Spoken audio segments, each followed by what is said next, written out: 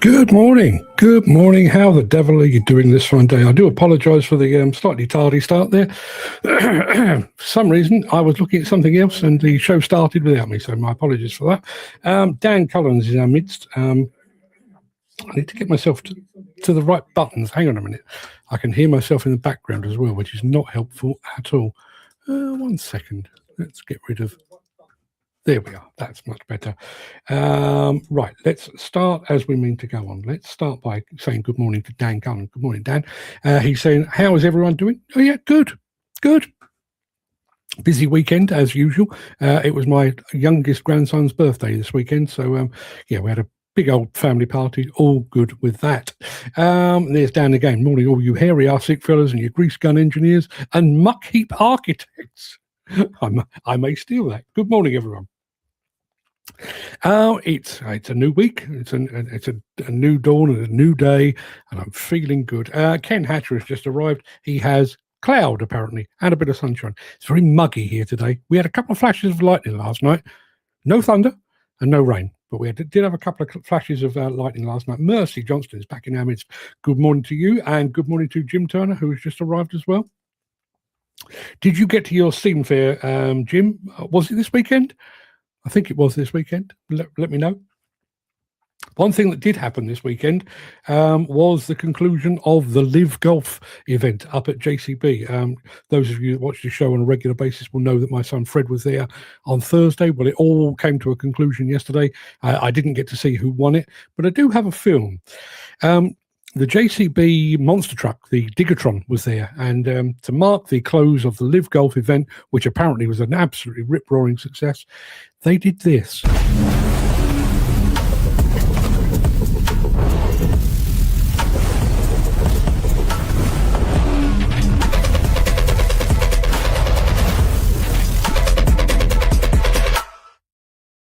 I think I would rather have seen that than the golf. I think it's fantastic.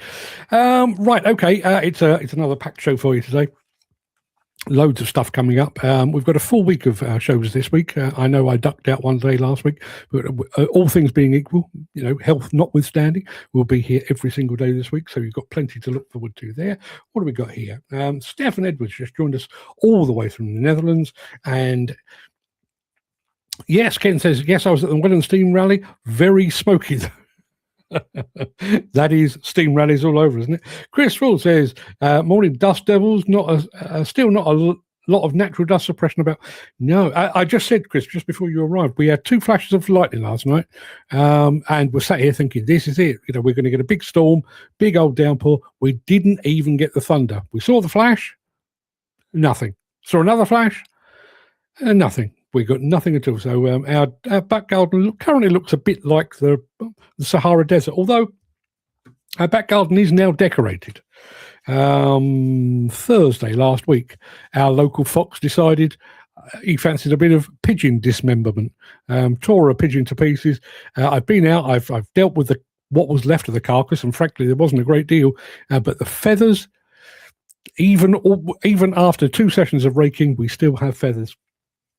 Looks quite pretty, actually. In the absence of grass, we have feathers. Jim Turner says, yes, went to one on Saturday. Absolutely bloody brilliant. Wish I'd stopped for the nighttime tractor pulling.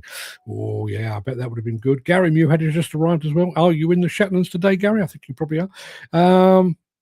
That was a blown street light. Well, yes, we had 2 flashes. It could be 2 blown street lights, I guess.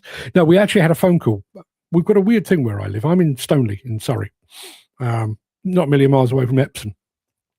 But my parents used to live in a place called Burheath, which is it's 2 miles up the road, probably at most 2 miles up the road, but it's up. And they always got the weather ahead of us. I know it sounds bizarre, but there's like a microclimate up there.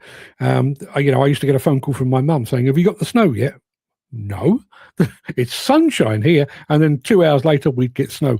Well, we had a phone call from one of my wife's school friends yesterday. Look out for the thunder and look out for the rain. Well, they got the thunder, they got the rain, they got the lightning. We just got the lightning. Mark Whiting is here as well. Good morning, all. Good morning, Mark. We had a bit of drizzle about 5:30 this morning for about half an hour. Hopefully more to come. We are a strange breed, us Brits, aren't we? Oh, the summer arrives. It's too hot, too hot. And then a couple of weeks later, we could do with some rain. And then the rain will arrive. Whatever happened to our summer? Oh, it's freezing out. What's that about? Dan says, yes, on job. They're calling us mucky architects. I'm going to put that on a T-shirt. I think you should. I do think you should. Right, as I say, loads and loads of stuff to get through. So, without further ado, I'm going to roll the intro and get today's show on the road.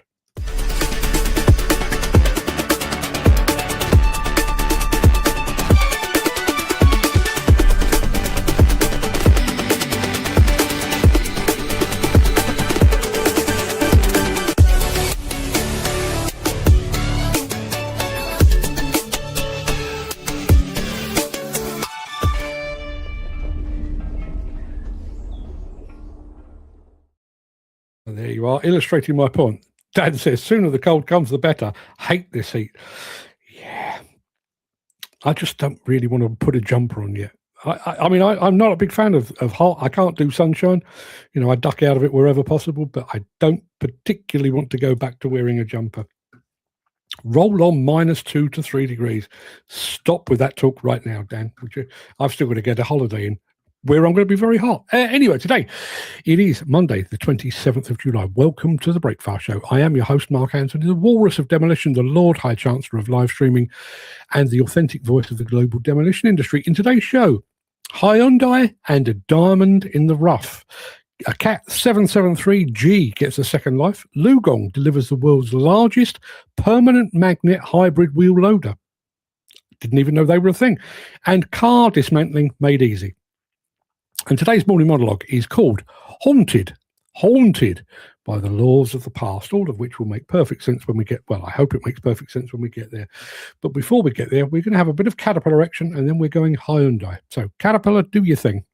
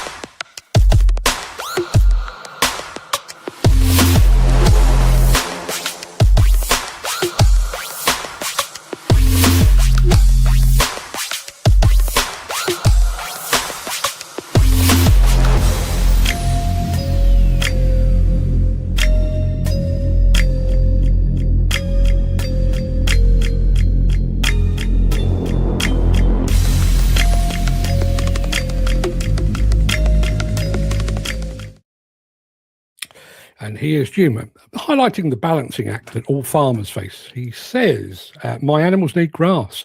It won't jump without rain. If I have to give them bales, I'll have less to sell in the winter. Yeah, it's a fine old balancing act that the farming community have to tread, I'm afraid.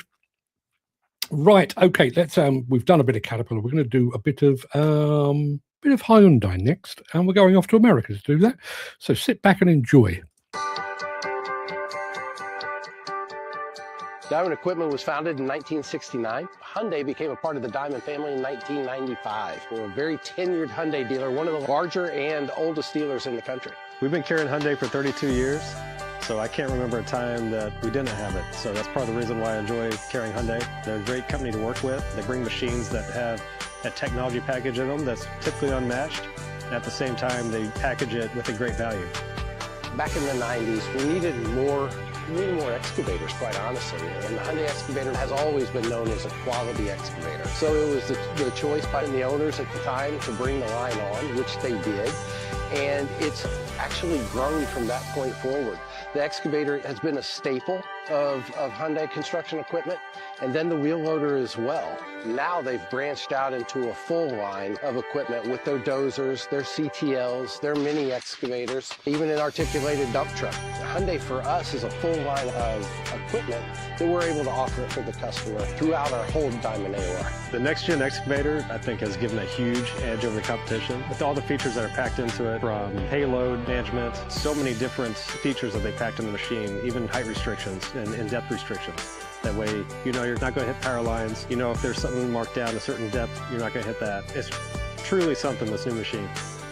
We try to service all the construction industry, specifically utilities, heavy construction, road construction, mining, quarries, landscaping, you name it. If it needs a piece of construction equipment, Diamond Equipment should be able to help you. One thing that we have gotten from Hyundai that's been phenomenal is the support from the manufacturer in and of itself. Anytime we need something, anytime we need some assistance, they're there for us. The machinery has always been high quality machinery, but it's the people we can go to for assistance, or if we have questions, or if they're available for demonstrations with customers. All of that helps give an edge and helps us sell the Hyundai pieces of equipment.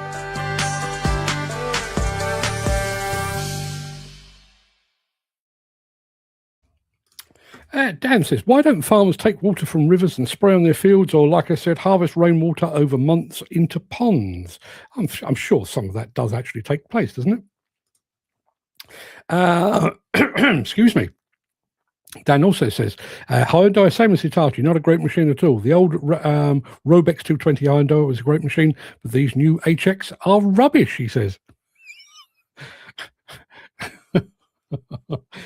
Listen, Dan, I appreciate your honesty, but every time somebody on this show insults a brand, I'm sat here thinking, well, there goes another sponsor then.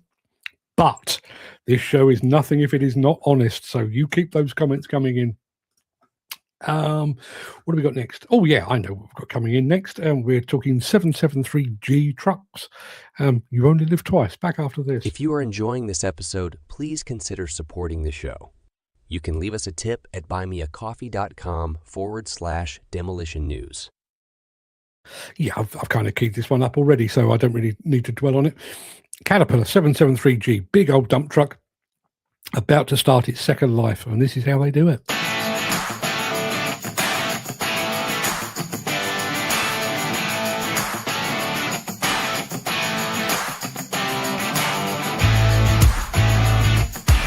My name is Cathal from a company called LiuGong Group. We're a contract crushing and screening business based in southeast Queensland. We do a lot of work all over Australia. Our main goal, we just crush rock. We've took the Caterpillar machines on board last year.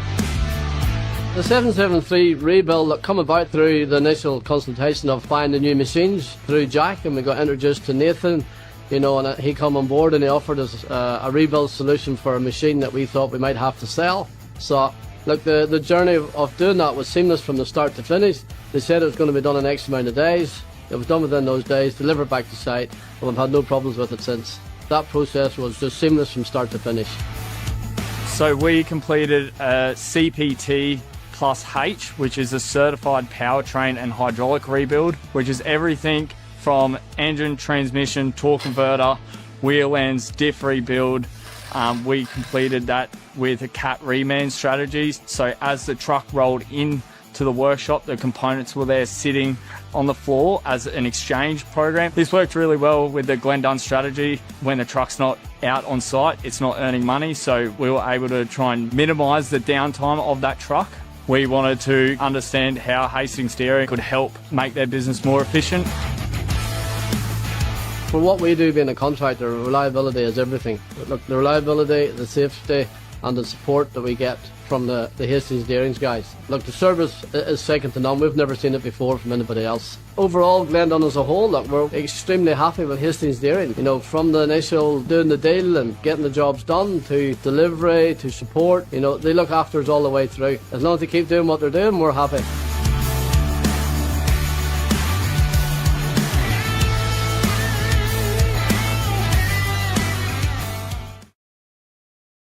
Yeah, Dan, good question. I wonder how long it actually took. I would guess weeks, if not months, but yeah, fantastic stuff. Going back to Dan's previous question about digging ponds for farms to keep them, I was going to say hydrated. You get the idea. Plenty of that happens, Dan, but councils are such shits when it comes to gaining permission to build catchment areas. Yes, the councils, obviously, you know, or local authorities want us to produce food, but they don't make it necessarily easy to do so, which is fantastic. Going back to Dan's criticism of Hyundai and Hitachi and other brands as well, I suppose it's down to each individual and what experience on multiple brands. Do you know, I find it really fascinating.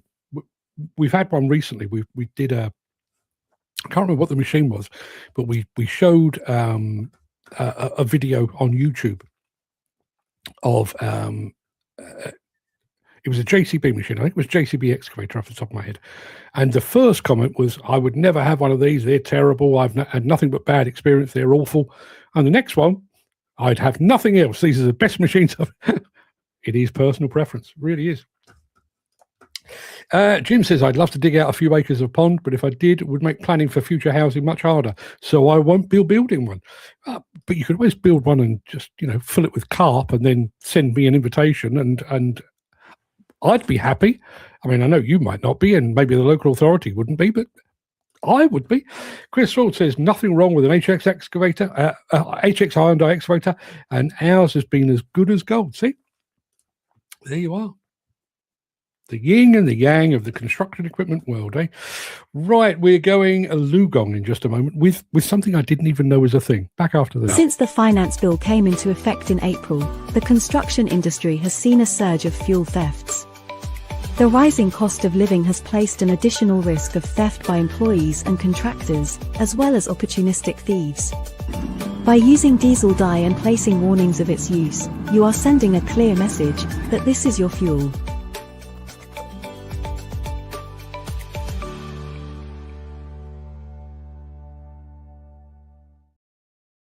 Any idea what a permanent magnet hybrid wheel loader is? Me either. But LiuGong have produced a big one and they're shipping it to Africa.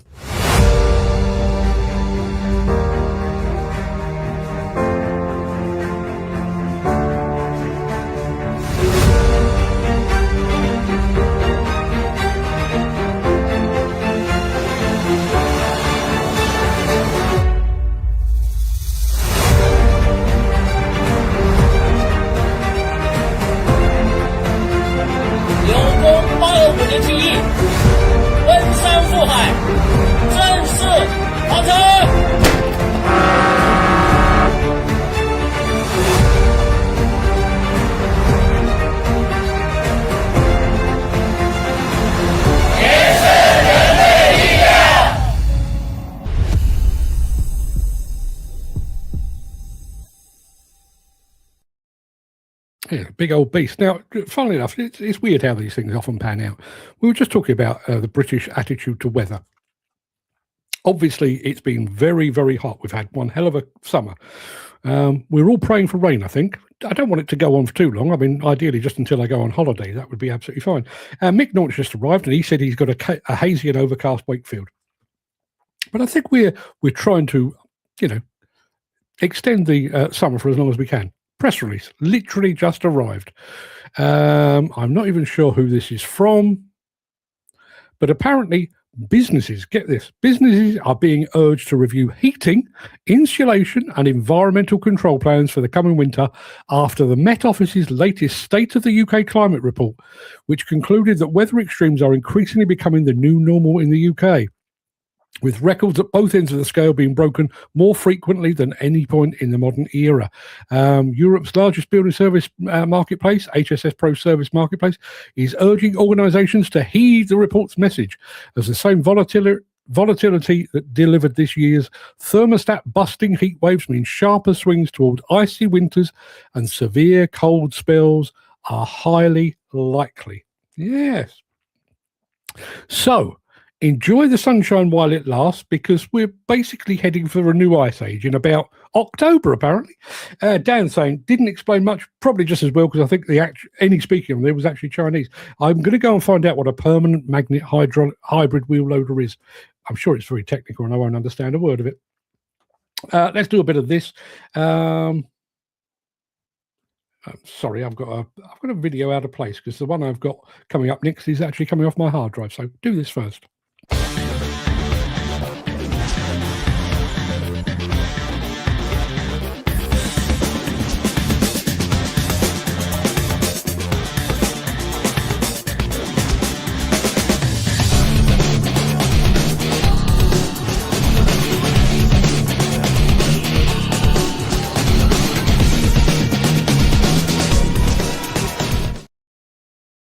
about to play you a new video.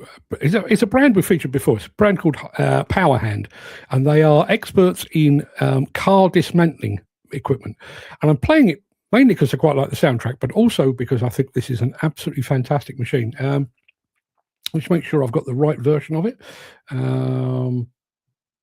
Here we go. Yeah, here we go.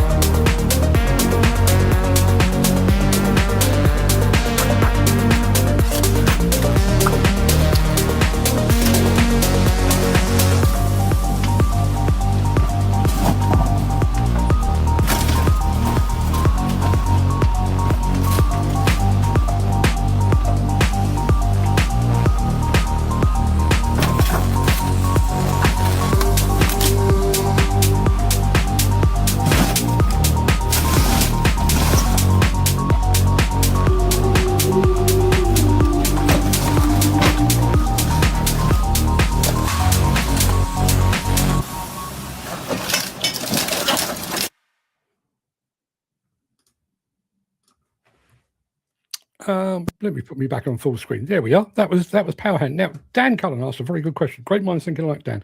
I wonder, could you use that attachment in demo for the separation process? The bit that struck me, you know that bit on the undercarriage that kind of grips the car while they're picking it apart? I think that's fantastic. Obviously, we've brought you in the past.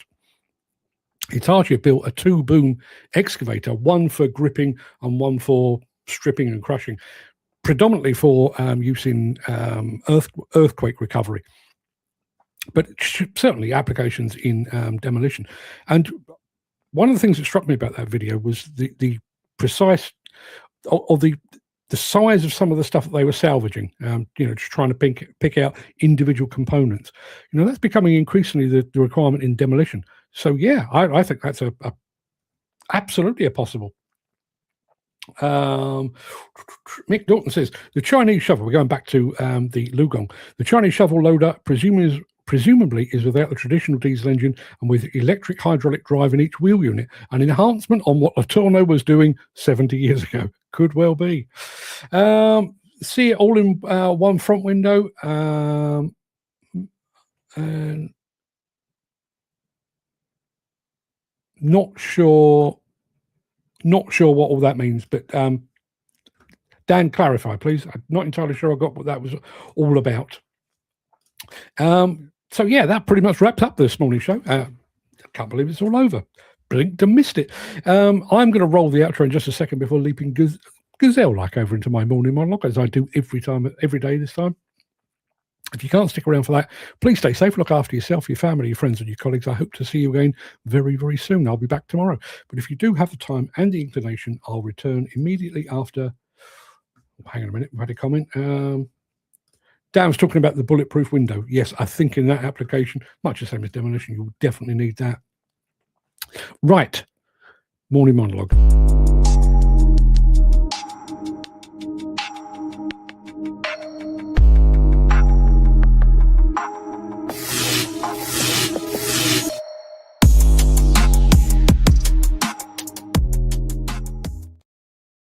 If you've ever had the misfortune of pulling up the floorboards in an old house that has been endlessly extended and improved over the last century, you'll know exactly what I'm talking about.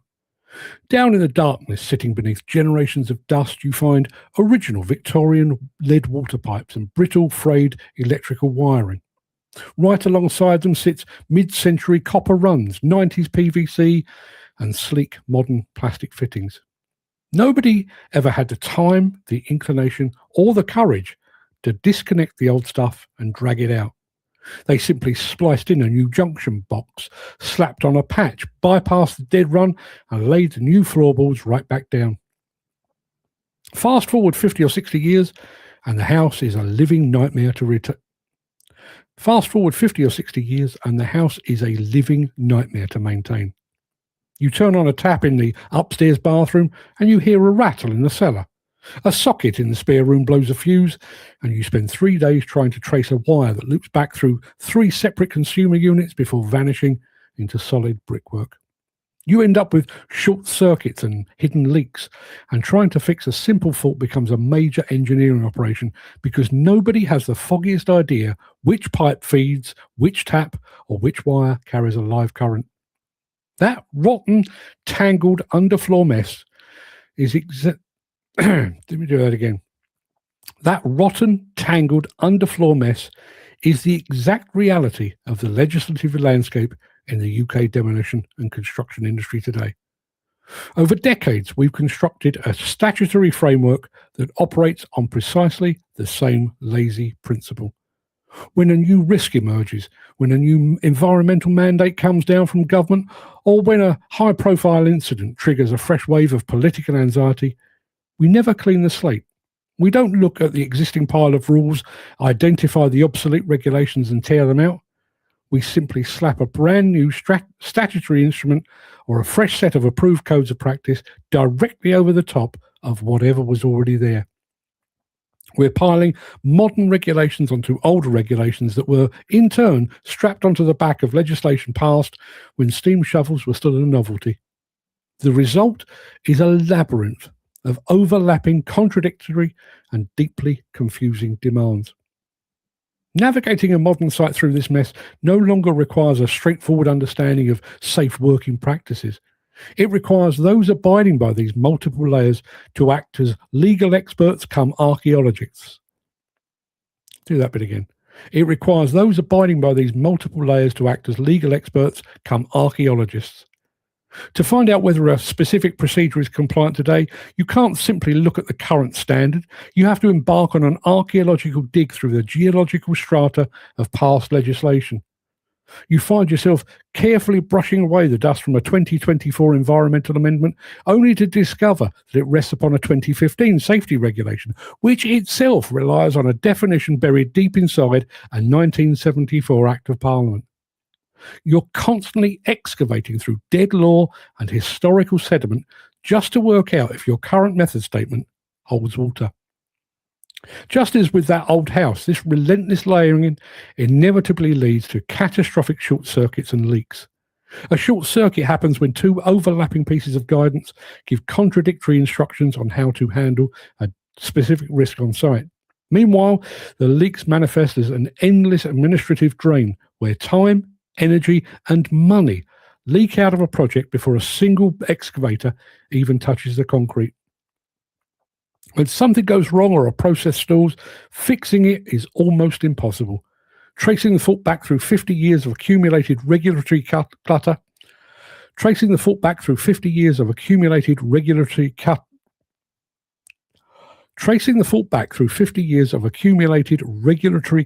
takes longer than doing the physical work. This ongoing administrative creep has fundamentally altered the shape of our industry. If you take a cold, hard look at the payroll of almost any medium to large demolition or construction contractor operating today, you will notice a staggering shift in the workforce balance. We've reached a point where companies have to employ more people in compliance, risk auditing, carbon accounting, and general administration than in the actual business of building and demolishing. We have armies of people sitting in site cabins and head offices whose entire working lives are spent feeding the paperwork machine. They spend their days filling out pre-qualification questionnaires, mapping out redundant risk assessments, tracking overlapping accreditation schemes, and attempting to translate guidance notes that even the authors don't fully understand. We've created a system where the physical act of knocking down a structure or pouring a foundation is almost an afterthought to the massive ongoing effort required to prove we're allowed to do it. It's surely time for a complete, uncompromising and brutal overhaul.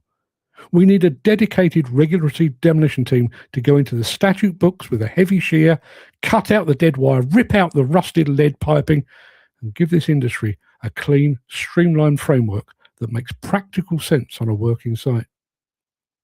Yet deep down, I think we all know why that overhaul never happens. The current system, with all its chaotic complexity and endless traps, suits the legislators and the enforcement bodies down to the ground. A clear, simple and logical set of rules makes it easy for a contractor to be 100% compliant. But a dense, overlapping labyrinth where older laws are never removed ensures that nobody can ever be completely sure that they've covered every single angle. It creates an environment where every site inspection can turn into a fishing expedition, and where the authorities hold all the cards. The sheer complexity acts as a permanent, ready-made trap for the unsuspecting contractor. In a system where the rules are impossible to fully decipher, everyone is guilty of missing something. And that's precisely how the people who write the rules like to keep it. There you are. That's my Monday morning rant, done and dusted, haunted by the laws of the past. Think about that. Think about the number of regulations that you have to abide by, and think about how they've been piled one on top of another. It's a bit like when you look at the US Constitution, and they have these various amendments, but the amendments are now way bigger than the Constitution itself. It's impossible to understand. And, you know, call me a cynic if you will, plenty of people do. How much of that is deliberate? How much of that is, well, we could do away with that old regulation, but if we keep that lurking in the background, even though 99% of it is no longer valid or applicable in the modern construction demolition industry, somebody may just trip over it. And if somebody trips over, well, that's a fee for intervention. That's potentially a fine to keep the health and safety executive in the manner to which it's become accustomed. And it goes back to everything I was saying last week about the fact that we never, ever push back. You know, we will be told at some point that, I mean, there is an amendment to RIDDOR out for our consultation at the moment. So at some point in the not too distant future, there will be an amendment to the RIDDOR regs. Will we be fully, will we be assured that the old RIDDOR regs have been done away with and we've got a new one, or will they just paste this new one on top of the old one? and the two may not marry. Bit like a bit of misjointed wallpaper, where there's a bit of a gap, and in that gap, problems occur. Has that ever occurred to anyone? It's occurred to me. And how did we get to the point? I mean, there's many things about, excuse me, there's many things about this industry that trouble me and bother me and make me unable to sleep at night. But this is one. How did we get to the point where, in order to do our job, whether that's erecting a building or taking a building down, we need more people in compliance, risk assessment,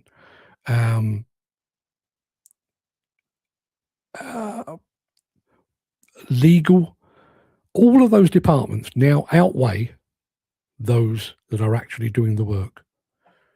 Is that not the craziest thing you've ever heard?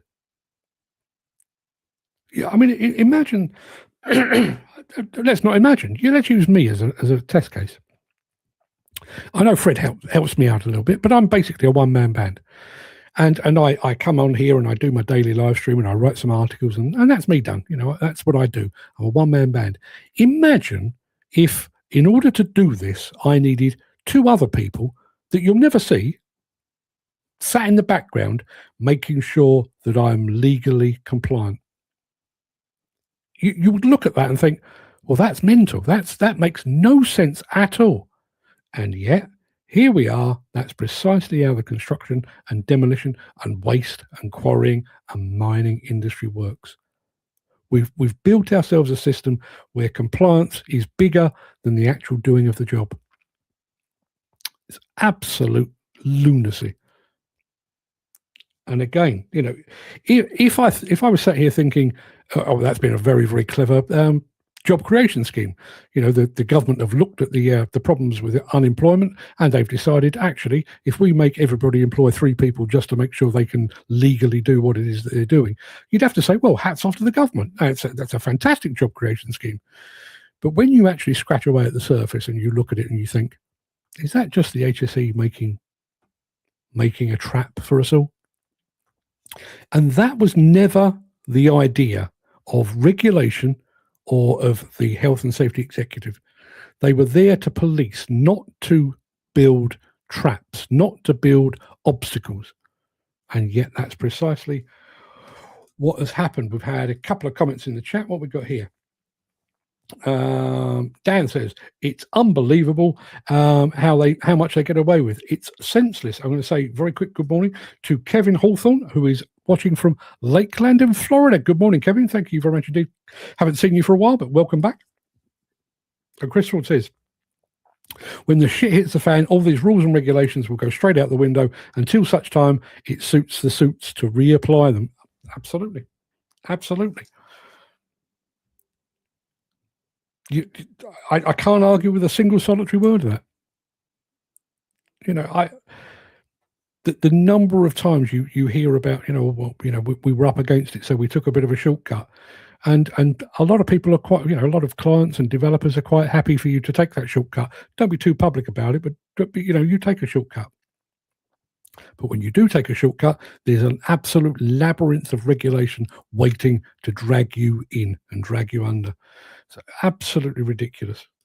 And bearing in mind, the amount of money that must be invested in creating new regulations, in monitoring new regulations, in policing new regulations. Would it not be better? I'm going to use the demolition analogy. You've got a tower block, it's got a bit of asbestos in it. It's seen better days. It's a bit crumbly. Nobody particularly wants to live there. So you could look at that and you think, well, what we'll do, we'll put a new facade on it and we'll tart it up a bit and then it'll be fine. Or you could take the sensible approach and tear the bugger down, rebuild something new that people want to live in, and we're good to go. Why are we not doing that with regulations and legislation? I've lost count of the number of regulations that your average demolition or construction company is expected to abide by. Hundreds. hundreds. Would we not be better off with just ripping them all apart and saying, okay, henceforth, here is the building and demolition regulation, not regulations, regulation singular, 2026, and it takes in all of the environmental, the health and safety, the lifting rigs, everything. It takes in absolutely everything, and we draw a line in the sand. And also make it more reflective of the industry we work in today. Think about the Health and Safety at Work Act, which kind of underpins much of what we do in this industry now. That was, 1974? We've come a long way since 1974. 52 years of development. You think about the equipment, the systems, the software, the scanning ability we have now, which would have been beyond the wildest dreams of anyone in 1974. I mean, I would liken it to a 70 mile an hour speed limit on our motorways. Again, conceived in the 70s. And in the 70s, if you were doing 70 mile an hour, you were probably clinging on for grim death because your car was likely at the very limit of its performance. Now, we've got cars that can't just do 100, 150, 200 miles an hour, but they've got the braking systems to allow them to do that. Now, no government minister is ever going to up the speed limit. There'd be outcry about, the potential loss of life and everything else. But we've set a standard in the 70s and we're still abiding by it in 2026. It makes no sense whatsoever. None whatsoever. Flanders and Swan summed up the job creation job in a song. It all makes work for the working man to do. I'm going to have to go and look that up. I'm not familiar with that song at all, but I will go and look that up. Anywho, people, that will probably do us for today. I have plenty to get on with, so I'm going to be back here tomorrow for yet more of the same. Maybe talking about people making money from mental health. Maybe I may do something else, but that's bugging me at the moment. Over the last week, I've been approached by 3 different companies, organisations, with a solution to the construction and demolition industry's mental health issues, and all of them, funnily enough, charge for their services. Feels a bit uncomfortable to me, that, so I may have a rant about that tomorrow. But until then, everybody, have a fantastic day. Enjoy what's left of the sunshine, because as you know, it's going to be Siberia in about 3 weeks' time, according to the Met Office. So make the most of it while you can. Till tomorrow, everybody, have a fine and splendid day. See you soon.